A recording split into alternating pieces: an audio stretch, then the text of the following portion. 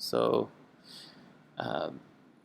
this is just the shoe that I picked for just the demo. Really, all of your stuff is going to be different, but most of you are going to have your shoes probably on a transparent background already, like this one is. Otherwise, if it's on a white background, um, you'll just have one more step there, but not too bad. Typically, once I get it from a white background to a transparent background, um, I will trim the image down. So again, this is a Photoshop document.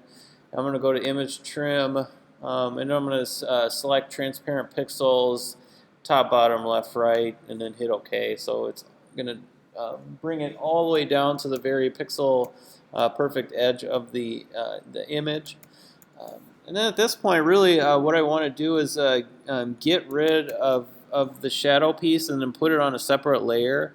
So if your products do have shadows, it makes it nice, gives it a nice finish to put it on a separate layer, and have that shadow in the catalog piece as well. I used to work at a place where a photographer would do that. He would intentionally put this, shadows in a certain way in a more consistent form to give that element in that final product catalog that we used to build. Right now, I'm just kind of roughing in with the magnetic lasso tool just around these edges here, and I kind of shot over, so I'm hitting delete, to get to that. To clean up those plotter points that are coming in. You could use the pen tool. You could use any other tool that you see fit. But again, just Photoshop. It's just all about what you think is going to select things the fastest, again, and the easiest, so you don't have to work too hard. I'm holding down the space bar to change my tool into this mover hand tool, the move tool, I think. Yeah, the move tool, or the hand tool, I'm sorry. And holding spacebar will change my tool to that, and then I can move across and then continue my trace without losing my selection or anything. Now, this tool I thought worked the best because we have a lot, the most contrast between the pixels of the spikes, I guess, and then the background piece of it. So I'm just going to roughen the rest. I don't really want this to be perfect, or don't need it to be perfect, really. And I can just preview what my selection is. I can go to the quick mask mode down here on the left, and then see what I have selected here. And then I can see that I don't have enough selected here, so I'll hit my brush tool with a B, fill that in a little bit, and then hit my eraser tool with an E, and then get rid of some of this over selection that I have. Just to clean it up a little bit. Some of this I can clean if I needed to, but overall not really a bad job.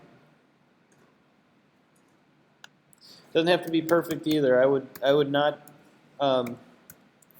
agonize over some of this stuff. A lot of designers, we like to have a lot of attention to detail, but sometimes it's just better to turn something in on time or get something done on time reasonably, and then kind of go from there. Usually we'll see things that a client won't anyhow. So at this point, I'll do a copy. So I'm copying just that shadow piece, and then I'm going to edit cut.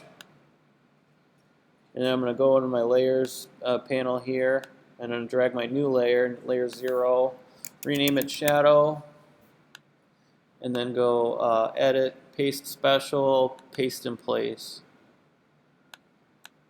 All right, so paste in place just like in InDesign, only in the Photoshop you'll have to go to edit, paste special, and then there's a flyout for paste in place. Then at this point, I can I'm going to duplicate this layer, so I'm going to hit the option. Actually, yeah, hit option, click, and drag here in my layers panel. And I'm going to name this original. And I'm just going to turn that off. And then the shoe image just above it, I'll call it like color 1, because this will be like the first color scheme, right, that they're tweaking here. So again, like we kind of went through a bunch of different ways to adjust color. For this one, I'll go into channels, uh, and then I have my object or my document here in RGB. So actually, I want to go ahead and go to image mode and CMYK right away. And then I'll select don't merge layers because I don't want that to be merged. I still want my layers broken out here. So in the channels panel, now I can see the CMYK is right. So I'm going to go to the cyan channel, because in my thumbnails I see more blacks versus whites in the cyan channel, so more contrast there. And I'm going to actually hit this load channel as selection option, and then it's selecting the background as well, so I'm going to actually go up to select and then inverse. So I'm inversing that selection that I made. I'll jump back to layers and then click outside of that layer swatches down this blank area to then show the actual color of the layer that I'm working on. And then hitting this color 1 layer, this is the layer that I'm going to make a color adjustment based on the selection that I had made from my channel. And you guys can go back and see this again, because it's moving a little faster. We kind of went over the channel selections before. But at this point, what I'll do on that one is going to image adjustments and then hue saturation. And then this is a destructive color editing piece, right? So I'm not creating a layer above. I'm just editing this raw layer here of the pixels. And then I'll just drag this slider a little bit to kind of get a color variation that I think is decent. So it's really just changing the blue, mainly blue pixels, and you can see the yellows are really unselected as well. And I'll hit my preview box to turn on and turn off. And then just hit OK. And then Command D to deselect. Otherwise, I can go to select and deselect, but Command D is the quick route there. So then there's one variation. That's a destructive variation, color variation. So I'll turn that off, and I'll turn my original on, and I'll just Option click and drag it, and then I'll call this one color 2. And then this color 2, I'm going to do a non-destructive color editing option here. So I'm going to go to layer. I'm going to go layer and new adjustment layer for this piece. And then I'm going to go to, let's see, we've done this before. I think it was a selective color. Selective color. We've done that one. This one I'll try the yellows this time and see what kind of reaction I can get out of it. I can make the bright yellow a little greener. It doesn't have too much there. Suck some yellow out, make it like a teal. Okay, that'll work. And under selective color 2, I'll target the blues. And then I'll do like, add some, let's see, yellow, cyan. Not giving me too much. I'll turn the eye on and off. That's different enough, I think. It gives me more of a different shoe. So I'll leave it at that. I'm gonna actually shift click both of these. Actually, you know what I'll do? I want to actually boost the contrast a little bit because it kind of looks a little washed out a bit. So I'll keep color 2 selected, and I'll go layer, new adjustment layer. And then I think I'm going to do levels. Levels. Hit OK. And then for my levels, I'm going to boost the darks. Oh, actually, that's my brights. I'm going to boost the darks a little bit. And then my midtones, I'll make those a little darker too. So just a subtle kind of boost there. All right. So what's important for me to do is actually, since these adjustment layers are on top of my previous color, you can see that it actually tweaks that layer too. So this was my purple, and orange shoe, or I'm sorry, yellow-green shoe. So what I'll need to do is actually drag this up, to the top. So color 1 will be in the top layer, and then these two with the adjustment layers will just be beneath it. And so what I'm going to do is select the 2 adjustment layers and color 2. I'm going to turn off my color 1 layer, and then I'm going to go in my file menu here and then do new group. So this group then, what is that? No. Oh, I'll have to actually drag these into the group. There we go. So this group is called color 2. So that's my non-destructive color edited layer. And then a more powerful color replacement tool in Photoshop that I've not shown you yet is replace color. So this one's more interesting. I'll call this color 3. Now the thing about this one is that you can't really target neutral colors, so blacks or whites. It's not going to work for it, but you can do any other kind of tone. So for this one, I'll go to Image Adjustments, and it actually is a destructive color editing piece. So that's really why I always keep an original there. My file sizes do get a little bigger, but just having it there is helpful just in case. So for this one, under Replace Color, you get this dialog box here, and you can choose the color that you want to replace, but actually you can use your eyedropper tool and then hover over the image and select the color that you're wanting to replace. So if I click this yellow image here, you can see that it's going to show me what color I have selected in my image, and then it's going to kind of show it as white thumbnail pixels here. And then I can just kind of tweak this a little bit here. I can select my result color that I want, or I can use these sliders to make changes to it. But I'm going to hit the result and see what kind of results I can get just by picking a color. So here's what I'm getting.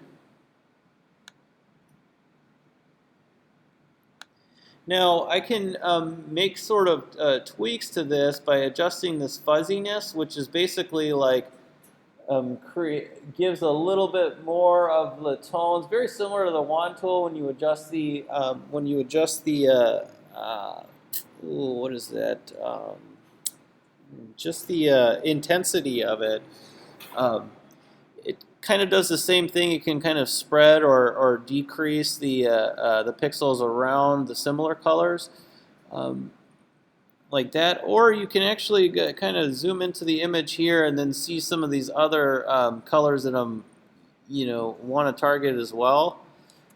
Sort of those mid-grade ones here. So if I wanted more of this like darker green, I can hold my Shift key and then select that, and it actually includes that in my selection too.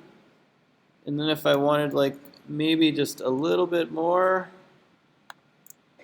it can even spread that selection too. So if I preview on or off there, I have a whole different thing that I'm dealing with. And then I can just hit OK. And again, I can't really go back because this has just kind of destroyed all of the pixels, meaning it just changed the whole raw color of it. Maybe further, I can take my pen tool if I have some kind of like a really sharp logo, especially if it's like a black. Actually, pen tool probably would be less efficient. Probably the wand tool, I'm thinking. Yeah. So it just depends on what you want to select. So my wand tool then, I'm going to use to select this Nike check design. And I'm just shift clicking the pixels that I want to keep. And I'm going to go back and refine this selection a bit because I could see that I got over it. It kind of bled out here a little bit. So if I go to my quick mask mode, you can see like where I'm losing my selection here. It's kind of, yeah, come on. It's kind of bleeding off a bit. So I'll just take the eraser tool, and I could, do the erase on it. It's a little messy though. Otherwise, I'll just go take my pen tool and just kind of refine the selection here. Like that. And then really just trace around the stuff I want to deselect. Right, so paths, drop down, make selection, subtract from selection, and then there. So, and then here's the preview. And I kind of like the way that magenta sort of looks, so I'll just, with my selection made on that layer, I'll go to Adjustments, Hue Saturation. And then instead of just messing with this hue here, because this is black, right? So black is a little harder to deal with. You want to colorize those neutral colors, increase sort of the saturation and adjust the hue according to what you're thinking might look good. What you want for like the season, if you will. All right, so there's my 3 variations. Once you're happy with it, you'll want to actually save it as. So File, Save As. And then you'll want to probably save it in your client asset folder, the one that you had created. So I'll just do a new folder here. I'll say category A. Oop, A. Where's that? Create.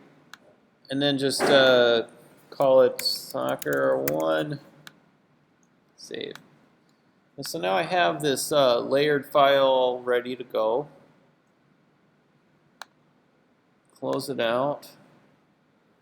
And it's on my desktop here. So InDesign. So in InDesign, you can really simply just click your image here, and you can relink it in the links panel. So in my links panel here on the right, you'll see the instance of the object selected, and you can hit this relink option here in your panel. It just looks like a chain link. And then you would actually navigate to your file.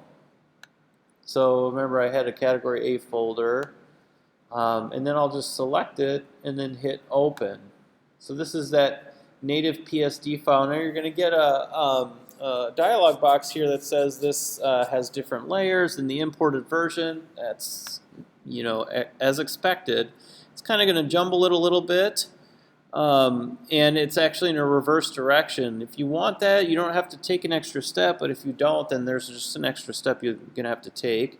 But what I'll do is I'll reverse it just as if I didn't want it this orientation where it started. So basically, I'll go up to, let's see, where is that option here? Okay, so it's under Object, Fitting, and then Fit Content to Frame. And actually, you want to fit content proportionally, I believe. Yeah. So fit content proportionally, the keyboard shortcut for that is Command-Shift-Option-E. So it's like 4 keys at once, and then it's going to actually fit it into this box or this image frame that you have. The image frame is invisible, but if I hit my W key, again, if you remember earlier, we can see our invisible, so we can see our bleeds, our margins, and everything. And now you can actually see the image box that's floating on. I'm going to bring this to the front, and so with my object perfectly fitted in this box, it doesn't have to be perfect at this point, but what I'm going to do is actually click the center circle, my direct selection tool, where that hand kind of comes up, and I'll click, and you can see that my image within the box is selected with this kind of copper outline. And then I can go to Object Transform, and then I can flip horizontally. Alright, so it's going to flip it horizontally. You see my orientation is the upper right of the object, so this is where my, my point of reference is when I flip things horizontally, etc. I'll Command-Shift-Option-E, and it'll just bring it back into the box to fit the content into the frame. If I wanted to go back a couple steps and I wanted to make sure that when I went to Object, Transform and Flip Horizontal, it actually flipped perfectly horizontally on the center axis of the image, I would just hit this little center button here. This is the kind of the orientation of the object for if I'm flipping it or rotating it or whatnot. So Object Transform, Flip Horizontal, and you could do it that way too. Otherwise, if it just jumps out of the box, just Object and Fit Content to the frame proportionally, Command-Shift-Option-E. Alright, so at this point, what I'll then do is I'll hit Command L to lock it. So I won't select that right now anymore temporarily. You'll want to unlock all in the spread once we get ready to that point, but at this point what I just want to do is get all of my content in before I start moving stuff around, right? So it makes it easy to just hunt down all the content and then go place it in, fit it to your image box, and then flip it to your orientation that you want. The nice thing about this little reference point box here is that once you select a reference point for one thing, it's going to apply the same reference point to all your objects that you bring in. So that's nice. Just relink this one here. And then Object Transform Horizontal. All right. So once your stuff is in, you've already done all your layering work in Photoshop. So I can what I'll do is actually click this object, and I'm going to go to I'm going to copy this first. So I'm going to do a copy. I'm going to click it, copy, and then with it still selected, I'm going to go to Object, Object Layer Options, and I'm going to start turning on and off the layers that I want or don't want. Okay. So I'm going to turn off this color 3, but I'm going to keep the shadow on, and I'll hit OK. And let me add just a background just here, just like a flat color. I'll do something like real subtle. Yeah, it's not really great.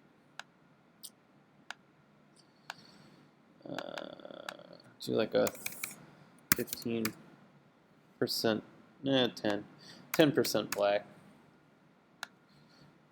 All right. And yeah, you know what? I should probably make it something more obvious. That'll work. All right. So okay. So then what I'll do is go under Effects with my shadow, and if I had a much busier background, it would show up better. But that's okay. If I work on the design more and add more elements to the back, I'll still have that shadow on multiply, and then it'll just kind of blend in with whatever happens back there. So at this point, I'll just go to Edit and Paste in Place. So whatever I copied there is just going to paste right on top. This background, I'll lock. Oh, yeah. I'll lock this so I don't grab it.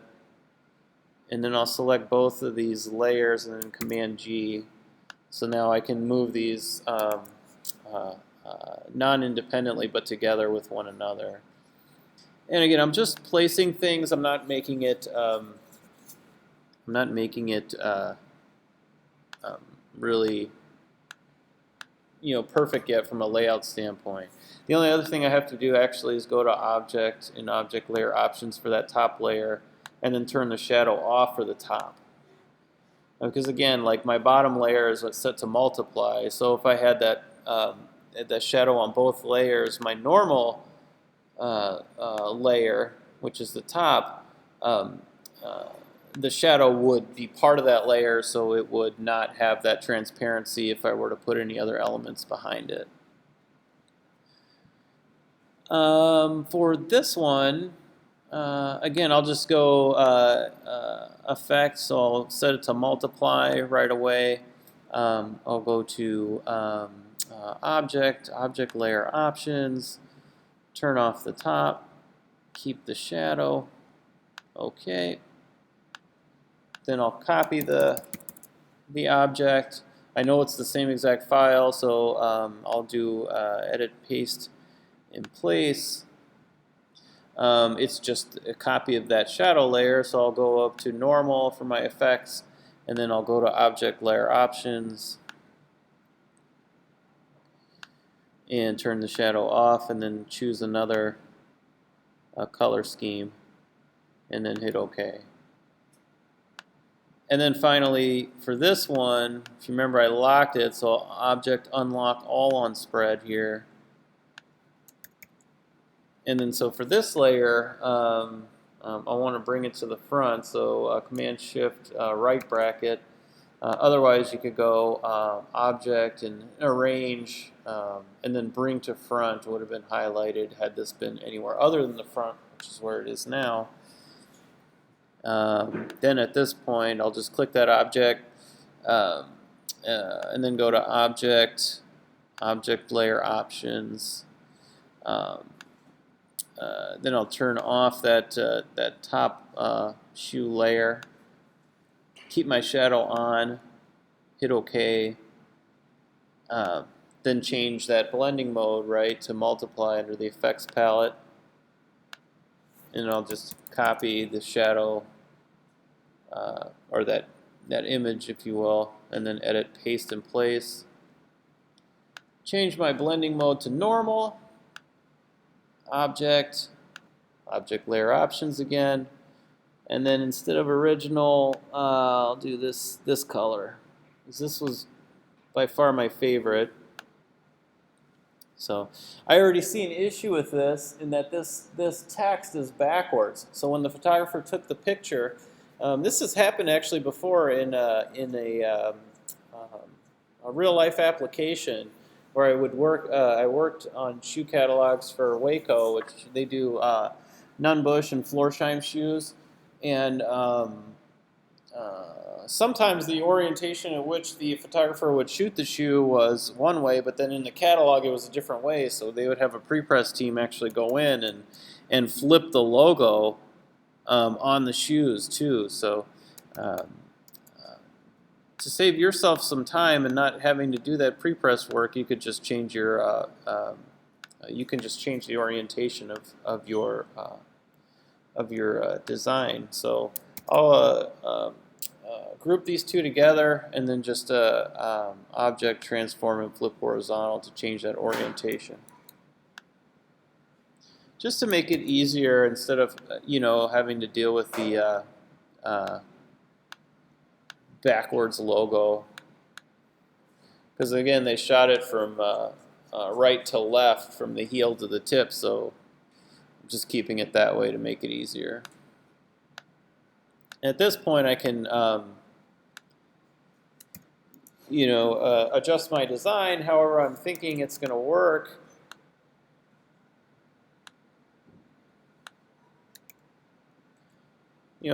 Playing around with that, just kind of lining it up the way.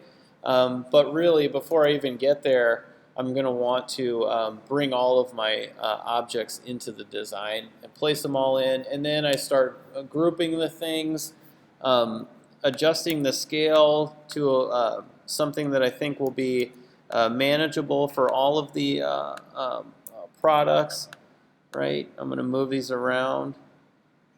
Maybe these need to be smaller, right, to fit. Maybe they need to be stacked. Sometimes I've seen it like this, where, oop, cancel. I'm moving these objects around, and then, maybe it makes sense to like stack them that way or something like that. But that's really where, maybe it's, yeah. Maybe I just break the grid. You're going to have to break the grid one way or another because everyone's shoes are different or products are different, right? Things are different orientations, whether they're more landscape than or portrait. Heels are a lot taller. There's a lot of boots in there. So just keep that in mind. Take that into consideration as you're like moving stuff around in there and stuff. But once you get something you're happy with and you're like, you know what, I think this is kind of the orientation that's really going to work, okay? Once you get it there and you're like, yeah, all of my shoes in this section are on this spread, or, ankle shoes like this, then just kind of, you can even just delete the other ones here in the next section, and then just snag the two from the section prior, and then Alt, so hold Alt, click, and then drag, and just make a copy of that, and then just move the next section down a little bit to make some room for the top.